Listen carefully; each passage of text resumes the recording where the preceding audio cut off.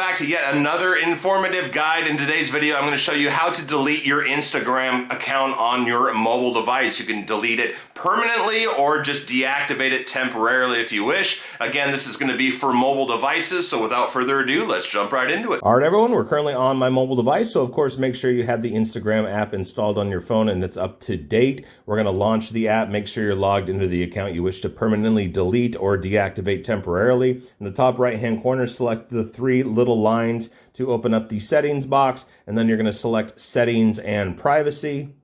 Once that opens, you're going to select account center. Once that opens, you're going to scroll down and select personal details. Once that opens up, you're going to select account ownership and control. And then there's going to be an option to deactivate or deletion. We're going to select that.